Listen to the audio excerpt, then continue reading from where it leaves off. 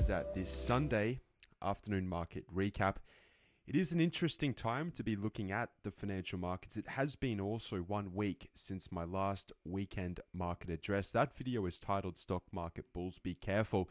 And really the point of this conversation right now is really to continue off from that theme. I understand, really, if you've cast your mind back a week ago from today, we have seen once again the markets pop to the upside. This is now more or less the consecutive 6th weekly gain off from this primary bullish trend line. You can go back and reference these videos that we did towards the back end of December, coming back on down and retesting and tagging, of course, these primary bullish macro trends, not only on the Dow Jones Industrial Average, but more importantly, on the S&P 500 and also on the Russell 2000. So since we have done this, again, we have just solidified the trend in effect. And as such, and really as at today's date, being Sunday the 3rd of February, that is still very much in place. So when we think about the macro trend, we are still obviously bullish. We're also bullish on the intermediate trend of this market. However, with all things considered and really trying to keep our expectations somewhat to the ground, you cannot really expect this market to continue in this linear direction indefinitely. We are going to see that of a correction. And the correction is what I'm calling, again, the market selling off back on down and setting up the first legitimate higher low since we've priced in this reversal down here off from these primary bullish trend lines that I have just referenced. Now, again, I started to speak about this last weekend publicly. I put out a disclaimer saying, again, stock market bulls, be careful. Obviously, we haven't seen the market turn. However, what we are continuing to see are a number of exhaustion types of candlesticks and also sort of chart patterns setting up, especially towards the back end of the week just gone. It really caught my attention on this particular gap here. This was the 18th of January where we started to see that first initial gap on the S&P and also on the Dow Jones Industrial Average. Very quickly, we saw a little bit of a hybrid one black crow, but really since then, just pay attention to these candlesticks. We've got a high wave spinning top, another little ordinary spinning top, a pseudo shooting star. We've got a little bit of a dragonfly doji, another spinning top. Then, of course, the Fed speaks on Wednesday, which adds a little bit of fuel, another bid into the market. And even on the back end, think about it on Friday with those really positive job announcements or the job numbers dating back or the recalibration for December and also the expectation beat during the month of January. The market tried to continue what has been, again, a little bit of liftoff since Wednesday. However, we started to see again, intra-session reversal signals begin to set up collectively across all of these markets. So when you blend in all of these candlesticks and potentially some of these exhaustion moves over here, again, this is not only applicable to the S&P 500, but also that of the industrial average. What I've done, I've just changed charts right now, and you can see just how similar these type of candlesticks and also exhaustion types of moves are between these markets. Again, just here, another gap. We closed Friday with another spinning top candlestick. I'm going to show you a few other points of interest that, again, I spoke about yesterday in that Pivot Point Pro analysis class. That, by the way, is up online. It is a recorded class, and you can go access it through that Pivot Point Pro tab. What we've done on the Dow Jones Industrial Average, again, is that we have rallied. We've rallied quite aggressively over the past, month or so. But really what we're doing right now is retesting, of course, the 100 and the 200 simple moving average. So hypothetically speaking, say, for instance, we do start to see the markets turn on down. What is going to happen is you're going to see a lot of market analysts, a lot of market commentary begin to break this down as some form of, potentially that, or what you hear that is the kiss of death.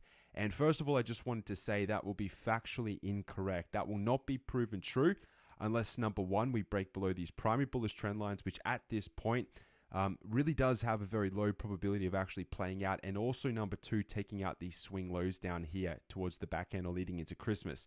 So again, number one, as long as the market remains above the primary bullish trend line, and of course, we remain above the swing low in the month of December, this is not going to be that of a kiss of death. And I assure you, if we do see the markets roll, you're going to hear a lot of analysts speaking about that. And again, volatility is going to pick up. The market participants at the moment has moved back into an area or a degree of complacency to which we saw last, all the way back up here in the months of September and October when we started warning about the potential of that retracement prior to it happening.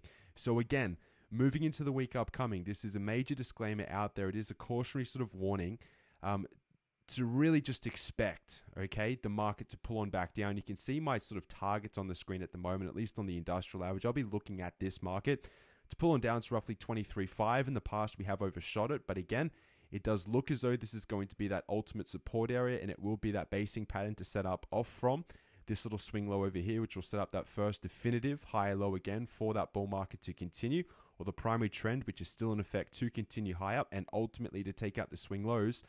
But there is a lot of risk right now, and the warning signals are here. They're here on the candlesticks. They're here in the gap patterns, okay? Also, again, I've just walked through, of course, these longer-term simple moving averages. Very rarely do you just see the market do something like this. V bottoms, they occur at the end of bearish trends. They don't happen during that of corrections, which is really what we've been in over the past 3 months or in the last quarter of 2018. Also, when I take it one step further, what we've done, even though we did establish that of a pop, if I bring up the weekly chart on the Dow Jones Industrial Average again, you can see really this is the 6th consecutive white winning type of candlestick. Again, positive prints for the past 6 weeks. We closed up 326 points, but really what we have done on the daily chart is we've just continued to sort of linger and remain overbought, and this is naturally going to have to correct itself. All right, but don't be one of those people out there who buys into, all right, the sentiment when it shifts that this is some form of a larger continuation of a sort of broader and more deeper bear market. That will not be the case. You can see the RSI, just however extreme it is. You've got the histogram slowly moving back towards the neutral point, telling you, it's warning you that the momentum to this move is really waning.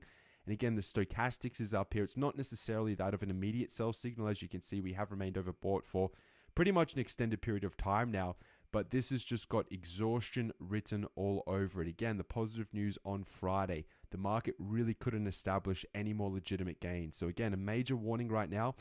Please take this for what it is, okay, and be prepared to essentially go long or to buy the market just at lower prices. There's a lot of risk up here. That's why this is a dashed line on my screen. And again, it fits very, very nicely with the way in which we've seen a lot of these companies behave and react to earnings. So there's a lot of open windows that should be closed, and the direction of those, of really the closing of those windows will be short-term to the downside, which really fits, of course, our forecast and sort of short-term thesis on this market moving forward. Also, collectively, we've got the ADX, which is quite low. It's printing at 32. The CCI, the Commodity Channel Index, which is one of my favorite indicators when it comes to a technical sort of bullish trend breakout, it's nowhere near the positive 100 reading. This is, again, across all of the markets. The ADX on the S&P, 29. CCI is positive 11, not giving us any signal whatsoever. On the NASDAQ at 26, very low.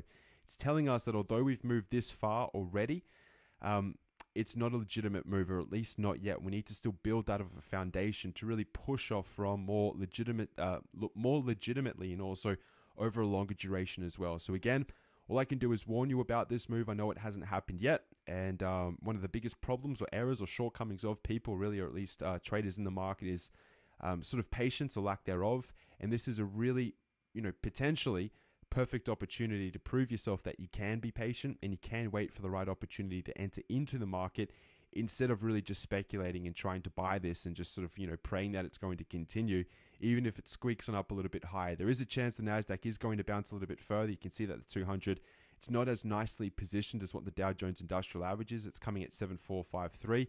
But again, when you break these trades down on the upside through the lens or the perspective of risk and reward, it really starts to sort of break down on itself. I mean, you can't really justify that through the lens of risk and reward, and it should be sort of a fail-safe to keep you out of a bunch of individual trades. Now, again, I've just touched on the market analysis very, very briefly. There's a lot more to it, and the underpinnings of it when it comes to our top 12 individual trade list.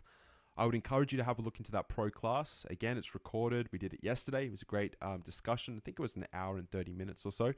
But that is up online. And again, if you want to learn a thing or two about the markets, it's a really good resource anyway. If you're willing to sort of listen and learn. So again, major warning. We'll see how it plays out over the next 5 sessions. I'm a little bit, surprised it didn't play out over the week just gone. It is what it is, but it may be a sort of a somewhat of a nasty surprise, say, this coming week. I understand also it is Super Bowl Sunday, so if you are watching the game, have a good day. Enjoy yourself, and I hope your team wins, whoever you are rooting for. All right, everybody. James signing off on behalf of Pivot Point Trading. All the best. I'll be back with you during the week for some more market updates. Farewell.